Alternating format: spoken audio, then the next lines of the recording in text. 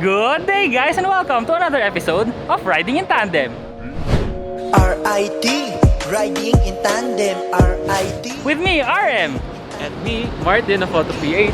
At sa episode na to, susubukan natin ng MG4, ang bagong-bagong fully electric vehicle ng MG. Ano, ready na ba kayo? Tara na!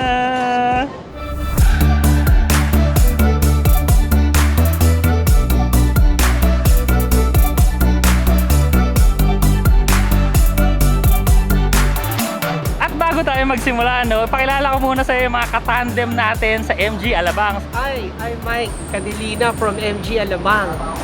Welcome to the launching of EV. If ever you have inquiries, just let me know from MG Alabang. Hello mga katandem, ang pangalan ko ay Carl Stephen Robles. So sasamahan namin kayo para ipakita sa inyo ang test drive naming MG4. Yan. So tara!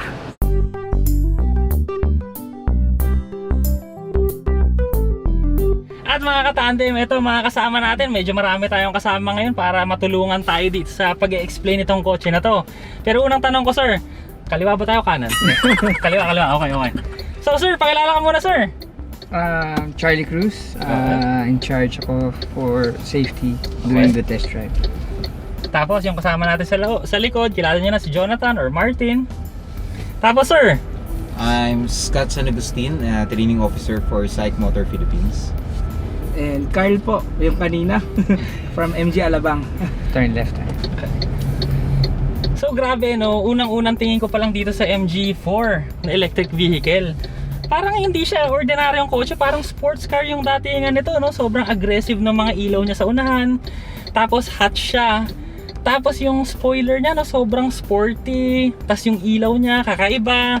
Nakalawit pa patalikod, 'di ba? Tapos yung rear diffuser po, pang sports car no? Ikaw ano, Jonathan, ano palagay mo? Maganda yung design niya sa likod, tsaka sa harap. Parang futuristic na yung design niya. So, bagay siya sa mga millennials kasi magugustuhan nila yung design niya. So ano mas type mong kulay? Pula o itim? For now, napansin ko mas gusto ko yung kulay itim. Ako din eh. Kasi mas kita mo yung yung mga headlight niya. Tapos napansin ko naman dito sa loob, no, sobrang luwag. Kasi kumbaga yung center console area niya, butas. Kasi ito nasa ilalim siya, no, yung sa iba kasi 'di ba parang buo yan, wala kang mapaglagyan ng gamit. So ito ang luwag talaga sa ilalim, tapos sa ibabaw parang floating lang yung shifter niya. So reverse neutral drive lang yung nakalagay, tsaka yung electronic na parking brake. Tapos ang linis, yung instrument cluster lang. Sir Scott, ano nga ba yung anong size nito, sir? Infotainment system. Yes, sir. So actually, it's a 10 inches infotainment system with Apple CarPlay and Android Auto at the same time. Wow. May Bluetooth na rin po siya. Tapos naman sa pagmamaneho nito, no, una ko napansin, napakatahimik. Syempre, electric vehicle, no? Wala tayong internal combustion engine, kaya sobrang tahimik. Lalo na pag naka-idle tayo. Aircon lang ang naririnig ko. Aircon. Mas tahimik pa sa kapitbahay. Ay, no. May sasabihin pa sana ako pero wag na lang. Alam na this. Anyway, so yun yan, no? Ang napansin ko pa, yung steering wheel na to, sobrang lambot. Sobrang bagay na bagay sa city to. Kahit niya, isang daliri, kaya niyang iliko. Oh, kamusta naman ang view dyan, sir? View? Kamusta naman ang view? Yun yung kinaganda, no? Kasi yung visibility natin dito sa loob, 'di ba? Talagang malalaki yung mga bintana, kitang-kita mo kahit nasa side. Sir, silipin niyo sa side. Maganda pa rin ba? Ang galing ito, boss. So ayan, tapos yung braking din natin, parang regular kotse, malakas. Tsaka nakakagulat dito, 5 na full-size adults tayong nakasakay ngayon dito. Pero hindi ako sumasayad sa mga humps. So, 'di ba? Wala. 5 kaming full-size adults. Mga macho pa, sir, pakita nyo nga yung mga dyan. Muscles. So ayan, napakalamig din ng aircon. At saka yung screen pala niya, napakalinaw din. So ito naman, sir, no, ito yung tanong kasi dito, sir, 'di ba? Electric vehicle.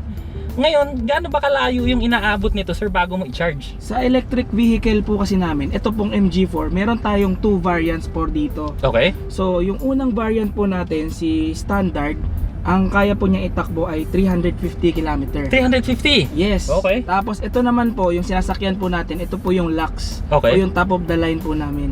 Ito naman po ay 435 km. Okay.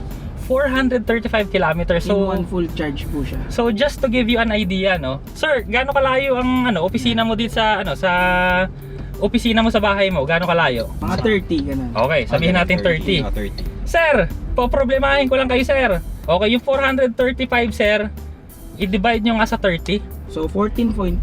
Sabihin na natin 14, sir. Mm. So sa 40 na yan, sir, ibig sabihin isang linggo hindi ka magcha-charge. Diba? Kung gagamitin mo araw-araw.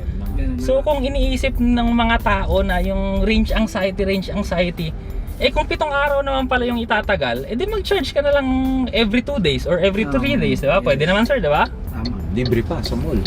Ay, yung pa, libre pa sa mall. Pero ang tanong nga pala, sir, kasi syempre, cha-charge. Hindi naman yan kagaya ng gasolina na pag sinarge mo, charge na agad. So, gaano ba katagal siyang i-charge? Kumbaga, may kasama bang charger to sa bahay, sir?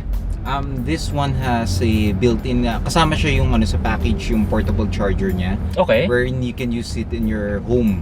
So pwede ka mag-charge talaga sa bahay nyo. Just like a regular appliances Okay. or even a cellphone. So pwede mo siya i-charge talaga sa wall charger or wall socket sa bahay. Okay. So may kasama siyang ganong klaseng portable charger. Gaano katagal i-charge, sir? Usually pagka sa bahay, estimatedly po, Mhm. is nasa around almost 19 to 20 hours nga lang. 19 to 20 From hours. 0 to From 100. zero. From Okay. zero. Kaso hindi naman maabot ng zero talaga tayo eh. Oo naman, Diyos ko naman. Kumbaga, kung 0, 400 kilometers yung babiyahihin mo dapat, di ba? So hindi naman siya ganun kaano talaga. Okay. Pero yun nga, which is medyo matagal yun sa house. Mhm. Pero pagdating po doon sa mga chargers sa mga malls, Mhm. yun mas maikli po yun. Mga gaano kahaba, sir? Usually 9 hours. Okay. Kaya po yun. Depende sa charger na meron sa mall. Kasi like what we've experienced Mhm. dun sa SM Baguio, Mhm. like it only took around from 18% hanggang 100%. Siguro less than 2 hours po. Wow. Wait, 1.8%? Yes, 18. Tas 2 hours 2 nag-full hours charge. full charge po. So, Wala pa 2 hours depende. yun. Depende siguro kung DC charging or AC May charging, mga no? ganun, Oh, yes. okay. Pero AC charging lang yung pinag-charge Ah, namin okay. yun. Mataas lang yung kilowatts niya na talaga. Oh, So, okay. depending on the charging or chargers na meron dun sa mall, Okay, na okay. naka-install. Okay. So, may mga ganong cases po. So, kumbaga kung 2 hours yun, no? Ibig sabihin, pag sinaksak mo, manood ka ng sine, paglabas mo, full charge na. Yes. Oh, di ba? Ano na, kumain ka lang sandali. Oo, so kumain ka lang, tapos mag-grocery ka, di full Ganun. charge na. Tapos libre. Yes. Libre. Ay, sarap. Walang bayad, sir. Parang ano yun yung ipanggagasolina mo, ngayon wala na. Pinangkakain mo na lang. Wow, Yun. sarap, sarap. Yun ang maganda. So, ito pa, sir, no? Kasi syempre, ang mga tanong ng mga tao kung electric vehicle. So, gaano katagal yung warranty ng battery niya? Kasi sasabihin ng iba, syempre yung battery niya masisira yan, 3 years, sira na yan, 5 years, sira na yan. Ano ba yung warranty natin ngayon dito sa sa battery? Sa battery naman po natin, ang warranty po natin ay 8 years or 160 kilometers. Oh, 60,000. 60,000 kilometers, whichever comes first. 60,000 kilometers or 160. 160 kilometers Yes. or ilang years, sir? 8 years. 8 years yung warranty. Yes. Okay, so ibig sabihin nun, covered ka na sa 8 years. O, di ba? Yes. Ayos, ayos. Tapos sir, yun ay for battery. Meron tayong warranty din po sa sasakyan mismo itself. So 5 years or 100,000 kilometer pa rin po siya. Whichever comes first. Grabe, no? Ano, Jonathan, ano masasabi mo? Pipirma na ba tayo? May naka-ready na po. So, ito pa yung isang iniisip ko kasi, no? Kumbaga, ngayon 5 tayong nakasakay. Pero gusto ka rin kasing maramdaman yung power niya. Kasi, Yan. kumbaga, 5 tayo eh. Teka, tingnan ko lang dito sa kanto muna. Clear tayo. Tapos, tatapakan ko lang yung gas. Oy, Yes. So yun yung kinaganda. Oo, okay. So, ito lang yung napansin ko, mga katandem, no? May tumawag sa akin. Normal mode pa lang yun, sir. Hindi ka pa naka-sports mode nun. Oh, so normal mode pa tayo. So malakas talaga siya, no? Kahit 5 kaming adult na nakasakay, walang problema. Yan, no? Yan, sports mode na siya. Nako, ini-sports mode pa ni sir. Ah. Pero syempre, wag tayo Sports dito. mode merong hams, may tsaka may tao eh. Yan, pag left down, pwede yan. Oh, sige, pag left, pag clear, pag clear. Ramdamin lang natin, no? Hanggang 60 lang kasi hanggang 60 lang naman pwede dito. 100 mo na. Hindi pwede. Tatay tayo. 60. Yung safety officer natin nagagalit. 60 lang tayo. Tsaka trivia sir Trivia. Ang MG4 sir from 0 to 100 kaya po ng 7.9 seconds. Grabe, 7.9. Yes. Yes. pero sobrang gusto ko tong pang araw-araw, napakatahimik. So naka sports mode tayo ngayon.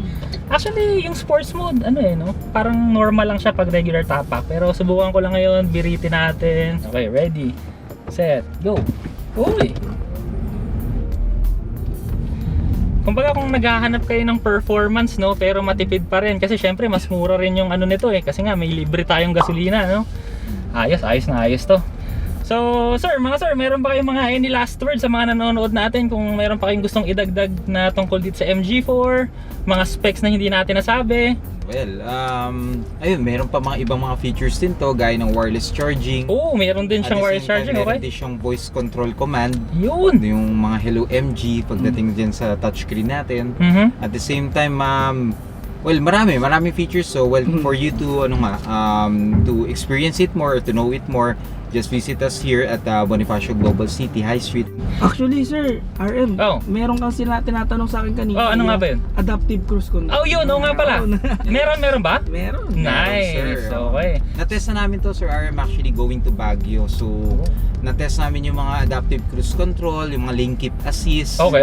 Lahat po siya gumagana. Even yung forward collision warning for safety rin po, Mm. meron din po tayo dito sa MG4 natin. Okay. Intelligent high beam control. Kompleto po. Meron po yan, complete package. Ayan, straight, sir. Oh. So, Actually, ang hindi nanonotice yung braking din. oh, Maganda yung pala. braking nito. maganda yung braking niya. Tsaka at the same time, sir, di ba regenerative to, sir? Oh, yes, sir, Oh. nga pala. Regenerative yung braking. Yung Oh, okay. kinetic energy recovery system, meron din siya nun para actually yun yung kinaganda with the EV. It was really designed for traffic or Oo. city driving. So every time nagpepreno din kayo, nagre-recharge po yung kanyang energy, wherein parang yung battery niya nako-conserve din niya yung kanyang electricity. So tendency, well, nasa-save niyo rin yung electricity niyo, hindi mauubos kagad siya, lalo na sa traffic na ganito. Mas gustong-gusto niya ng EV niya, no? So yung mga curse na yan, no? Naririnig ko lang yan sa Yan. F1 lang yan no? Tama, sir. Tapos ngayon, nandito na sir, no? Meron Galing.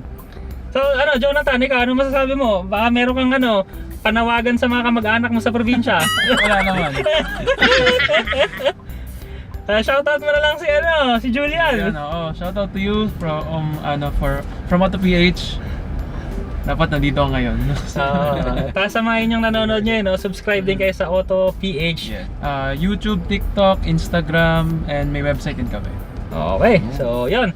Maraming salamat mga katandem sa panonood. Sana nag-enjoy kayo sa video na to. Next video na.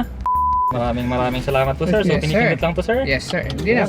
Actually, pag park, mag-engage na. Okay, testing nga natin Automatic na ulit. siya.